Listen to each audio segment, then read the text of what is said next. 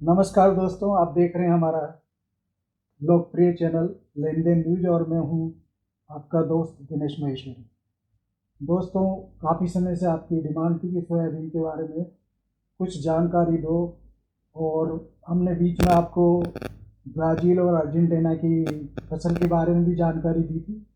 और अभी पिछले कुछ समय से सोयाबीन के भाव लगातार गिरते जा रहे हैं, तो आज हम उसी पर चर्चा करेंगे।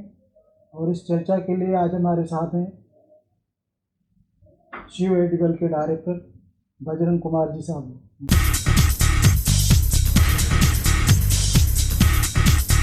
बजरंग जी नमस्कार। नमस्कार। तो बजरंग जी, अभी जो माहौल बन रहा है सोयाबीन में, वो क्या वजह है कि एकदम भाव 50 रुपये 100 रुपये लगातार टूटते जा रहे हैं? ये टूटने का कारण क्या था, मैंने आपको पहले भी बताया था कि 200-300 रुपए की तेजी तो अनावश्यक बनी थी, जो दिवाली के टाइम पे अपने बनी थी।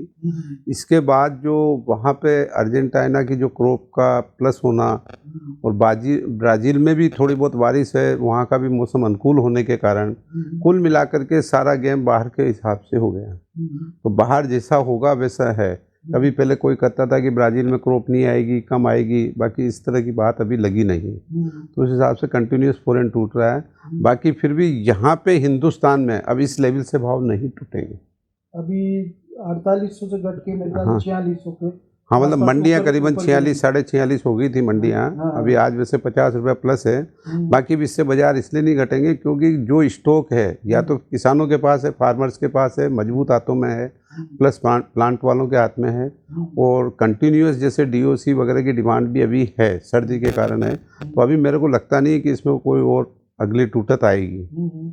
बाकी जो प्राइस बढ़ने की जो बात है वो आपके ऊपर मैक्सिमम मैं प्राइस ये मान के चलता हूँ कि 5400-5500 से ऊपर ही बिल्कुल नहीं जाएगी कोई भी कंडीशन में।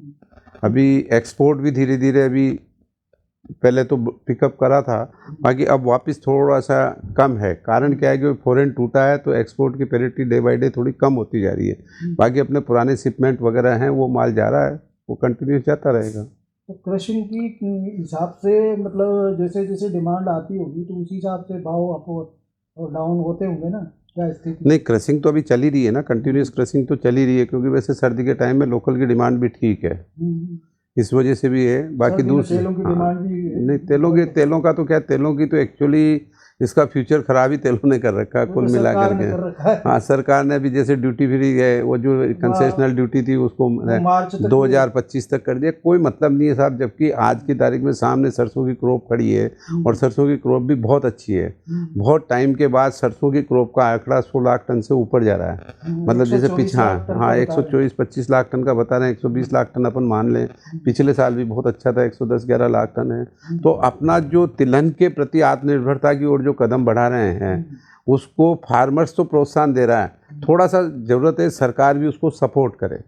सपोर्ट इन द सेंस उसमें कोई भी ड्यूटी स्ट्रक्चर में थोड़ा सा चेंज करके या तो क्वांटिटी कोई फिक्स करे या आपका ड्यूटी का स्ट्रक्चर थोड़ा सा बढ़ाए, ताकि लोकल जो तेल हैं उनके प्राइजें ठीक मिलें, तो ऑटोमेटिकली वो ट्रांसफ़र फार्मर्स को, तो फार्मर्स को अगर ट्रांसफ़र होगा तो अपन जो तेल इतना इंपोर्ट कर रहे हैं धीरे धीरे उस पर अपनी निर्भरता कम होती हुई चली जाएगी। सही बात है।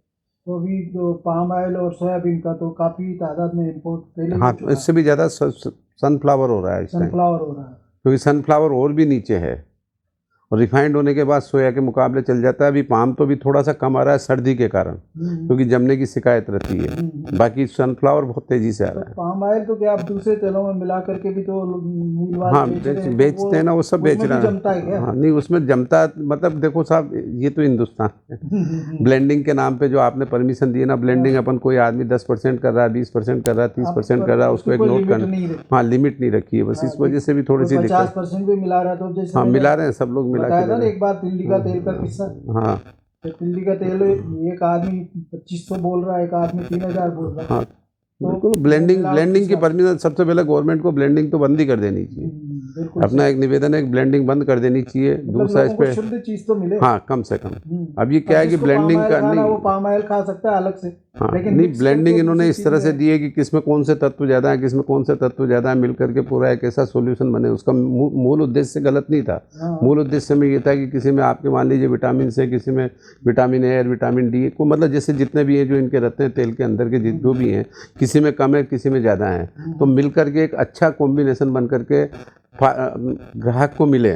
बाकी वो एम नहीं रहा इसका। ब्लेंडिंग का मतलब ये कि जो भी सस्ता तेल होता है उसका लिख देते हैं और ऊपर लिख देते हैं कि इसमें 20% मिला है, 30% मिला है, ये ब्लेंडिंग करके दिया हुआ है। कुल मिला करके वो एक व्यापारिक मुनाफे का गेम हो गया। तो अब जैसे जनवरी आ रही है और नई सरसों की फसल सिर पे है, तो इस स्थिति में क्या जनवरी में अपने सोयाबीन के भाव कुछ अप हो सकते हैं? सोयाबीन के भाव को तो थोड़ा बहुत तो अप होना ही पड़ेगा। बाकी सरसों में ज़्यादा तकलीफ है। सरसों में मैंने पिछले वीडियो में भी कहा था कि सरसों में कोई गणित नहीं है। कारण उसके पीछे सरसों का ये है कि आज अभी भी सरसों आपके समर्थन मूल्य से नीचे बिक रही है। 5400 रुपये समर्थन मूल्य है, उसके सामने अभी भी सरसों जो मंडी में बिक रही है 5000 के आसपास बिक रही है।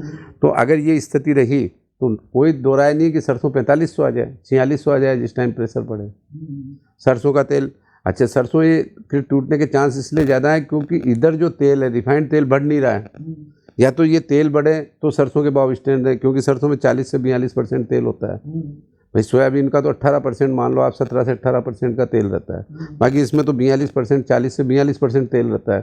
तो इसलिए सबसे बढ़िया रिक्वेस्ट ये है कि इसमें गवर्नमेंट कुछ न कुछ एक्शन ले, करेक्शन फिगर करे, ताकि कुछ ड्यूटी स्ट्रक्चर बढ़ाए तो अपने आप मतलब सरसों की भी गति हो जाएगी। अगर वो गति होगी तो अपने आप सोया की तो होनी है। नहीं तो जैसे रिफाइंड प्लांटों में भी सोयाबीन सरसों आजकल काफ़ी तादाद में जा रही है, सरसों का रिफाइंड बन रहा है? नहीं, अभी सरसों का रिफाइंड इतना नहीं बन रहा है सर। अच्छा। हाँ, किसी ने गलत, वो सरसों का जो खल का तेल है वो रिफाइंड में जा रहा है इस टाइम पे। अच्छा। जो खली में जो रहता है ना 8% तेल, 7%, 8% वो जा रहा है। सरसों का उठाव कम है उसके मुकाबले। हाँ, मतलब सरसों का उठाव कम है क्योंकि सरसों भी कैरी ओवर रहेगी इस बार। 20 लाख टन के आसपास सरसों कैरी, काफ़ी तादाद में हाँ बिल्कुल वो भी रहेगी, प्लस ये भी रहेगी। हो सकता है कि सीजन की शुरुआत में सरसों रिफाइंड की पैरिटी में आ जाए। तो इसका सबसे बढ़िया तरीका ये है कि थोड़ा सा ड्यूटी स्ट्रक्चर में बदलाव हो जाए, बाहर के तेलों को थोड़ा सा हतोत्साहित किया जाए, तो अपने आप सब चीज़ें बैलेंस होती हुई चली जाएगी।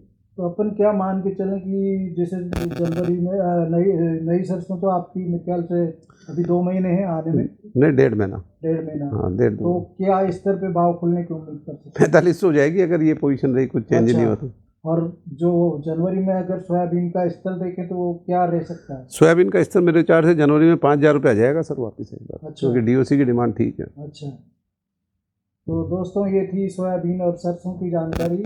अगर आपको ये वीडियो अच्छा लगा हो तो लाइक कीजिए, शेयर कीजिए, साथ ही हमारे चैनल लेनदेन न्यूज को सब्सक्राइब कीजिए। आपसे निवेदन है कि किसी भी रिपोर्ट को लेकर भ्रमित ना हो। ये जानकारी विशेषज्ञों के सहयोग से आप तक पहुंचाई गई है। अगर आप कमोडिटी की और भी रिपोर्ट पढ़ना चाहते हैं तो आप हमारी वेबसाइट www.lendennews.com पर भी पढ़ सकते हैं। हाँ, एक बात और, वीडियो में दी गई जानकारी पूर्णतः पूर्वानुमान पर आधारित होती है। बाद में कई बार परिस्थितियां बदल सकती है, इसलिए कोई भी सौदा आप अपने विवेक और सूझबूझ से कीजिए। ये वीडियो देखने के लिए आपका आभार और धन्यवाद।